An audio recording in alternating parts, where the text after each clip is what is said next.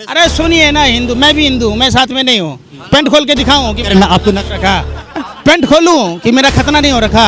अब रामदेव कहता था जींस से खुजली होती है, फटा हुआ जींस भिखारियों के लक्षण है। महाराष्ट्र में सुपरा साफ, दिल्ली में बाप रे बाप, अब बंगाल में इनका हो गया मुंडन साफ। अरे आप लोग ना तवायफ की तरह मुजरा गाइए, ठुमका लगाइए, ऐसे भीड़ में रैलियां करता है, कहता है 2 गज है दूरी, मास्क है जरूरी। दोस्तों नमस्कार, मैं हूं आपका दोस्त जाहिद, आप देख रहे हैं डेली। इस वक्त हम मौजूद हैं पश्चिम बंगाल में। हमारा साथ यहाँ पे जो है पंकज श्रीवास्तव जुड़े। आपको बता दें कि पंकज श्रीवास्तव जो है लगातार पश्चिम बंगाल के अंदर जब यहाँ पे चुनाव चल रहा था, यहाँ पे लगातार 3 महीने से यहाँ पे ग्राउंड पे काम कर रहे हैं। इनसे हम जानने की कोशिश करेंगे जिस तरीके से पूरा देश के अंदर महामारी फैला, जिस तरीके से पूरा देश के अंदर कोरोना वायरस फैला, वहीं पर जो है भारतीय जनता पार्टी के जितने भी लीडर हैं वो उटपटांग बातें कर रहे हैं। खास करके देश के जो प्रधानमंत्री हैं वो टीवी पर आते हैं, सिर्फ मन की बात करते हैं, लेकिन यहाँ पे जनता की भलाई की एक भी बात नहीं करते हैं। यहाँ पे पंकज जी जुड़े हैं, इनसे हम जानने की कोशिश करेंगे कि जिस तरीके से पंकज जी आप एक बताइए कि अभी यहाँ पूरे देश के अंदर महामारी फैला हुआ है, वहीं पर भारतीय जनता पार्टी के जितने भी लीडर हैं वो उटपटांग बातें कर रहे हैं। कोई तो ये कह रहे हैं अगर मास्क लगाते हैं तो मेकअप खत्म हो जाएगा। देखिए, निश्चित तौर पर भारतीय जनता पार्टी पूरी मदारियों की टीम है, पूरी सर्कस की टीम है। जिस तरीके से भारतीय जनता पार्टी के लोगों ने देश को कोरोना की आग में झोंका, इसके लिए देश कभी माफ नहीं करेगा। आपको पता होना चाहिए कि वुहान शहर में अगस्त और सितंबर के महीने में कोरोना का संक्रमण चल रहा था। चाइना की गवर्नमेंट ने वहाँ मैक्सिम अस्पताल बनाए, घर घर सैनिटाइज कराया, लोगों के घर घर राशन पहुँचाया, उसने सख्ती से कदम उठाए, लॉकडाउन लगाया। हमारे देश के प्रधानमंत्री जब 31 दिसंबर को WHO ने कोरोना से संक्रमण से संज्ञान लेने की बात की, हमारे देश के प्रधानमंत्री अपने 300 सांसदों के साथ, 17 मुख्यमंत्री, 40 केंद्रीय मंत्री और 70 राष्ट्रीय जनतांत्रिक गठबंधन के नेताओं के साथ दिल्ली में चुनाव में घर घर पर्चा बांट रहे थे। प्रधानमंत्री जी ट्रंप की गुलामी कर रहे थे। जिस गुजरात मॉडल की बात की जा रही थी, उस गुजरात मॉडल को ढकने के लिए चलो झूठ के पार चलो, विश्व का 8वां अजूबा उन्होंने दीवार बनाई 10 किलोमीटर लंबी, 7 फीट ऊंची। उस गुजरात जिसकी राजधानी अहमदाबाद है, जिसका नाम कर्नावती था, प्रधानमंत्री ने करोनावती बना दिया। तो ये लोग सिर्फ और सिर्फ व्यापार करते रहे। पत्रकार महोदय सुन तो लो, कोविड-19 वैक्सीन भारत में जरूरत थी, हर घर घर में जरूरत थी, प्रधानमंत्री को अपने ही देश में देना था, लेकिन प्रधानमंत्री जी अपनी बाही में भारत के लोगों को मौत के मुंह में ढकेलकर भारत के जितने कोविड-19 वैक्सीन थे बाहर के देशों को बेच दिया। इन्होंने ऑक्सीजन की सप्लाई की, आप एक्सपोर्ट किया। आप समझिए कि जो ऑक्सीजन की जरूरत भारत में थी, कोरोना वायरस कहता रहा अस्पतालों में डॉक्टर बढ़ाइए, अस्पतालों में बेड बढ़ाइए, अस्पतालों में दवाइयाँ बढ़ाइए। देश के प्रधानमंत्री जी दाढ़ी बढ़ाते रहे, दाढ़ी बढ़ाते रहे। तो दाढ़ी बढ़ाने से क्या, तो चुनाव जीतने के लिए दाढ़ी बढ़ाते हैं ना। अरे भैया सुनिए ना, जिस कोरोना वायरस लॉकडाउन के समय प्रधानमंत्री जी ताली थाली पिटवाए। प्रभु, आपने रामायण देखी होगी, तकलीफ कब होता है कि ये लोग भगवान के नाम पर देश के लोगों का शोषण कर रहे हैं। रामायण में प्रभु श्री राम के भाई लक्ष्मण जी जब मूर्छित हुए तो हनुमान जी ने सुसेन वैद्य को लंका से लाया, हनुमान जी संजीवनी बूटी लाया, और उसको रोकने का काम किसने किया? कालनेमी राक्षस ने। ये भाजपा के लोग वही कालनेमी राक्षस हैं। जब भारत में दवाइयों की जरूरत थी, जब भारत में ऑक्सीजन सिलेंडर की जरूरत थी, जब भारत में डॉक्टरों की जरूरत थी, भारतीय जनता पार्टी के लोग पूरा विश्व का राष्ट्र अध्यक्ष, प्रधानमंत्री, मंत्री, अरे सुन लीजिए, अरे सुनिए ना, देश में चल रहा है यही तो बात है। ये कहता रहा, गांव गांव में रैलियां करता रहा, क्या चुनाव के रैलियां कराना जरूरी था? आप एक बात बताइए, पत्रकारिता करते हैं क्या करते हैं? भाजपा की IT सेल की दलाली कर रहे हैं आप। आपने कभी सवाल पूछा कि प्रधानमंत्री जी आप रोड शो कर रहे, सारा दिन लाखों की भीड़ में रैलियां करता है, कहता है 2 गज है दूरी, मास्क है जरूरी, तो आपके रैली में नहीं है, आपके रैली में पिछवाड़े में घुस जाता है, वहाँ कोरोना नहीं फैलेगा। कौन कहा? प्रधानमंत्री जैसे अहम पद पर बैठे हुए प्रधानमंत्री हैदराबाद के नगर निगम का चुनाव प्रचार करे, प्रधानमंत्री गृह मंत्री क्या दिल्ली के नगर निगम के उपचुनाव में प्रचार करे, क्या प्रधानमंत्री गृह मंत्री देश का मंत्री जाकर बिहार में चुनाव रैलियां करें, 5 राज्यों में चुनाव रैलियां करें, उपचुनावों में रैलियां करें? जहां इनको अस्पतालों का जायजा लेना था, आप एक एक अस्पतालों में जाकर देखिए। कि हम हर अस्पताल बनवा रहे हैं, लोगों को दवाइयाँ मिल रही है, वेंटिलेटर मिल रहा है। कब बना रहे हैं? जब मौत के मुंह में ढकेल दिए। ये देश में जो इतनी मौतें हुई, साल भर से आप क्या कर रहे थे? तवायफ के कोठे पर मुजरा गा रहे थे आप लोग। कहते नेहरू जी, फिर नेहरू ने एम्स बनाया था, हुई तो इलाज करा रहे। अगर पूर्ववर्ती सरकारों ने चाहे किसी भी पार्टी की सरकार हो, देश में अस्पताल नहीं बनाया होता तो आज हमारा क्या हाल होता। अब बताइए, 70 साल में पहली बार ऐसा हुआ कि हमारा सरकार हमें टोकन दे रहा है, मौत के बाद जिंदों को अस्पतालों में लाइन में लगा दिया। अच्छा, जो मोदी भक्त है वो ये कहते हैं कि अगर मोदी जी नहीं होते, अगर मोदी जी 14 के बाद अगर यहाँ के प्रधानमंत्री नहीं बनते तो देश का क्या होता। मोदी जी नहीं होते तो वही पैदा नहीं आपके होता। पास मोबाइल जो चला रहे वो भी नहीं होता, बटन वाला मोबाइल चला रहे होते अगर अरे मोदी जी नहीं कहाँ यार, आप लोग इतना भी दलाली भरवागिरी मत करो यार। आज से 2014 में मोबाइल फ़ोन सबके हाथ में एंड्रॉयड फ़ोन था देश में। मोबाइल 4G नहीं, अरे सुनिए ना, 4G था। अरे सुनिए ना गुरु, आप जन्म लेते हैं तो इतना बड़ा शरीर लेके पैदा लेते हैं कि आप जन्म लेते हैं इतना छोटा लेते हैं, धीरे धीरे ना विकास करते हैं। ये आज़ादी नहीं है, ये हमारा धर्म थोड़े ना कहता है। आप आगरा में देखा होगा, मुस्लिम दंपति नव दंपति के साथ जय श्री राम बोलकर बलात्कार किए, ये हमारा धर्म नहीं कहता। ये लोग भाजपा आरएसएस के लोग, बजरंग दल के लोग, ये हिंदू धर्म को बना। मोदी का विरोध करते हैं, योगी आदित्यनाथ का विरोध करते हैं, अमित शाह का विरोध करते हैं, ये लोग तो हिंदू की रक्षा कर रहे हैं ना। मैं भी हिंदू हूँ। आपको लगता है कि डीएपी खाद 50 किलो के बोरे पर 700 रुपया बढ़ा, इससे हिंदू धर्म की रक्षा हो रही है? जो गैस सिलेंडर 350 रुपये से 400 रुपये की मिल रही थी, अब 1000 रुपये के करीब पहुंच गई। आपको लगता है इससे हिंदू धर्म को फायदा हुआ? जो अरे सुनिए ना, फिर वही बात, अरे आप लोग ना तवायफ की तरह मुजरा गाइए, ठुमका लगाइए, ऐसे मत कीजिए। आप समझाइए, अस्पतालों में दवाइयाँ नहीं हैं, ऑक्सीजन नहीं है, तो जो लोग मर रहे, मुसलमान से ज़्यादा हिंदू धर्म के लोग मर रहे, तो क्या इससे हिंदू धर्म को फायदा हो रहा? क्यों लड़ा रहे हैं भाई? गंगा जमुना तहजीब भारत की शान है, पूरे वर्ल्ड में अनेकता में एकता के नाम से विविधताओं का देश माना गया है, अलग अलग खान पान। आपको हजम नहीं होता है? आप हमें पुराना भारत में लौटा दीजिए ना जनाब। अच्छा, लगातार ट्विटर पे ये मांग चल रहा है, मोदी इस्तीफा दो, मोदी रिजाइन दो, मोदी झोला उठा। आज भी है कि मोदी यहाँ से निकलो।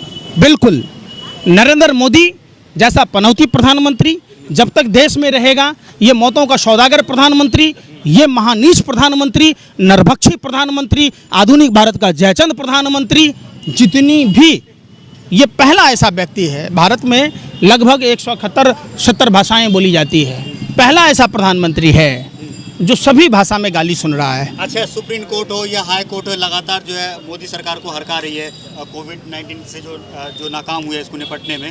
तो आपको क्या लगता है कि मोदी के ऊपर जो है मतलब खतरा मंडरा रहा है?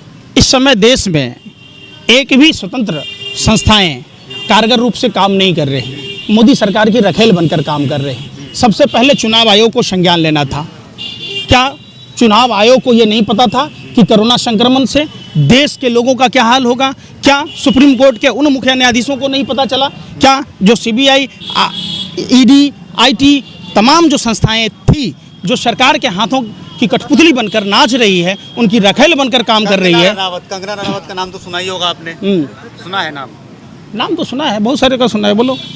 हाँ। उन्होंने एक वीडियो बनाया, वीडियो बना के उन्होंने ये कहा कि मोदी जी आपको शर्म नहीं आती है, आपके लिए हमने इतनी आवाज़ उठाई है, आज मेरा ट्विटर अकाउंट सस्पेंड कर दिया गया है। उन्होंने पश्चिम बंगाल में जो हिंसा हुई है उसको लेकर जो है आपत्तिजनक जो है ट्वीट करी थी उन्होंने। पंजाब, आपने पश्चिम बंगाल की चर्चा की। पश्चिम बंगाल में जिस महिला के साथ बलात्कार की घटना की जिक्र भारतीय जनता पार्टी के लोगों ने किया और देश के दलाल मीडिया के भरवे पत्रकारों ने किया, आवारा कुत्ते की तरह भौंक रहे थे, उस महिला ने क्या कहा? क्या भौंक रहे थे? कि इनके साथ बलात्कार हुआ, और उन्होंने क्या कहा? मेरे साथ बलात्कार नहीं हुआ। समझिए, जिसके बारे में, जिस गोदी मीडिया के पत्रकार के बारे में ये कहा गया कि इसकी हिंदू मुस्लिम लड़ाई में हत्या हो गई, उसने जो जिंदा है। तो भारतीय जनता पार्टी और देश के दलाल मीडिया, आरएसएस के लोग और तमाम वो हिंदू संगठन जो लोग भाजपा के सहयोगी हैं, आप समझिए, उन सभी पर राष्ट्रद्रोह का मुकदमा होना चाहिए। देश को सांप्रदायिक आग में झोंकने की। लग रहा है कि सरकार अब जाएगी?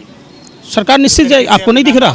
कोविड-19 अरे आपको दिख रहा है कि नहीं? हरियाणा में हाफ, झारखंड में साफ, महाराष्ट्र में सुपरा साफ, दिल्ली में बाप रे बाप, अब बंगाल में इनका हो गया मुंडन साफ। आपने उत्तर प्रदेश में क्या होगा? 24 में क्या होगा? 24 में इनका पूरा मुंडी साफ हो जाएगा। मोदी जी प्रधानमंत्री नहीं बनेंगे? कोई नहीं रहेगा। बीजेपी आरएसएस के लोगों को लोगों ने देश में देखा। हिंदू हमारे, अरे सुनिए ना, हिंदू, मैं भी हिंदू हूँ, मैं साथ में नहीं हूँ।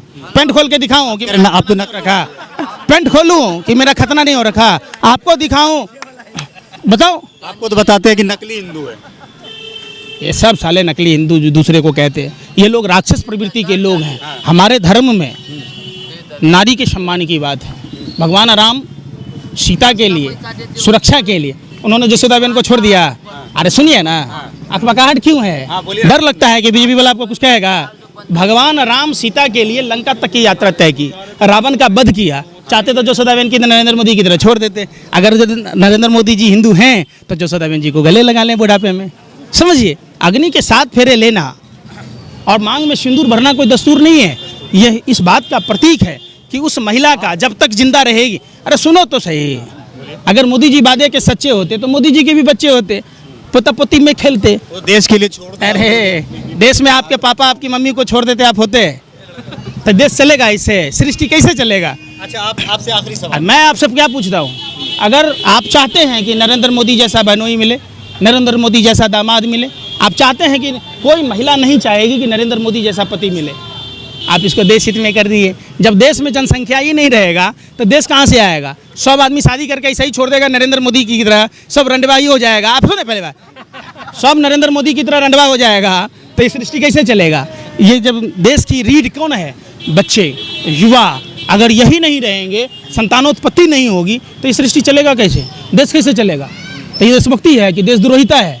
आप समझिए, भगवान, आप किसी भी धर्म को मानते हैं, आप अपने जैसी कृति को पैदा कीजिए और इससे जो संसार में जो काम होंगे, यही देशभक्ति है और यही सच्ची धर्म है। अच्छा, बाबा रामदेव जो है अभी जो देश के अंदर चल रहा है, महामारी फैला हुआ है, बाबा रामदेव कहीं पर नज़र नहीं आ रहा है। स्टार्टिंग में जब पहला प्रकोप था कोरोना वायरस का, तो बाबा रामदेव उन्होंने एक दवाई भी लॉन्च करी थी कोरोनिल नाम से, अब कहीं पर नज़र नहीं आ रहे हैं।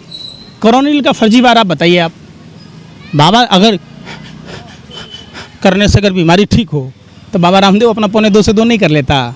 समझिए, ये देश के गद्दार लोग हैं, शहद में चीनी मिलाकर बेचते हैं। ये देश का लाल चंदन बाहर चाइना को एक्सपोर्ट करते हैं। पकड़ाए आपने नहीं देखा? बाबा रामदेव कहता था जींस से खुजली होती है, फटा हुआ जींस भिखारियों के लक्षण है। तो क्या झक मराने के लिए रोहनी में 3000 जींस के प्रोडक्ट लॉन्च किया? लिखता है लाखों बरस पुराना, हिमालय की गोद से निकाला गया नमक। अगर नहीं बाबा रामदेव खुद के लाता तो नमक वहीं सड़ जाता। नीचे एक्सपायरी डेट लिखा रहेगा। 17 अक्टूबर 2016 को आप समझिए कि 2016 से लेकर आज तक जहां प्रधानमंत्री कौशल योजना की बात की जा रही थी, प्रधानमंत्री का करीबी भाजपा का सांसद जो बिहार के सारण से आता है, वो अपने घर में 70 से अधिक एम्बुलेंस रख रखा पता था। आप बताइए क्या ड्राइवर नहीं है? अरे वो बालू ढोने के लिए ड्राइवर है, आदमी माने तो लोगों के लिए ड्राइवर नहीं है। क्या बेशर्मी करते हो यार? पत्रकार हो कि क्या हो आप लोग? फिर गाली दो तो फिर क्या आदमी? आप लोग भी कम से कम उन आवारा कुत्तों से सीखा करो ना कि जो रोटी खाता है। फिर वही वो बात हम क्या कह रहे हैं? 17 अक्टूबर 2016 से जो प्रधानमंत्री कौशल योजना के अंतर्गत नितिन गडकरी और सुशील मोदी ने जो वहाँ इंस्टीट्यूट स्थापित किए थे, क्या अब तक 50 ड्राइवर नहीं बनाया? मतलब सारा फर्जीवाड़ा। ठीक फर्जीवाड़ा उसी तरीके से है जो ये कलकत्ता की धरती पर प्रधानमंत्री 24 लाख बेघर लोगों को घर देने की बात कहते हैं। जो निषाद समुदाय प्रधानमंत्री को लंका तक की यात्रा तय कराई, जिन्होंने नदी पार कराया, उसी समाज की विधवा बहू लक्ष्मी देवी के साथ खुद प्रदेश का प्रधानमंत्री नरेंद्र मोदी ने फ्रॉड की, चीटिंग की और इनका सांसद एम्बुलेंस घर में रखता है, बालू ढोता है। तो आप कहते हैं 2016 से आज तक इतने ड्राइवर नहीं पैदा कर पाए, आप ड्राइवर को ट्रेनिंग नहीं दे पाए। मतलब प्रधानमंत्री कौशल योजना के नाम पर पूरे देश में जो फर्जीवाड़ा है, ये सरकारी निशाना चल रहा है। बिल्कुल, ये भाजपा सरकार, ये मौत नहीं है, हत्या है, जो एक साजिश, षड्यंत्र और प्रयोग के तहत मोदी सरकार ने पूरे भारत को कोरोना के मुंह में झोंक दिया। इसके लिए जवाबदेह भारतीय जनता पार्टी के लोग हैं और इन लोगों पर सख्त से सख्त कार्रवाई होनी चाहिए। चलिए, बहुत बहुत शुक्रिया। तो मेरे साथ यहाँ पे जो है पंकज श्रीवास्तव जुड़े हुए थे। आपको बता दें कि प्रधानमंत्री मोदी ने कहा था कि देश आत्मनिर्भर बने, लेकिन देश आत्मनिर्भर तो नहीं बना, लेकिन परमात्मा निर्भर जरूर बन गया। आपको क्या लगता है? इस वीडियो के नीचे कमेंट करके जरूर बताएगा। वीडियो को आपको अच्छा लगा हो तो इसे लाइक और शेयर जरूर कीजिएगा। जय हिंद, जय भारत, अपना ख्याल रखिए, हंसते रहिए, मुस्कुराते रहिए।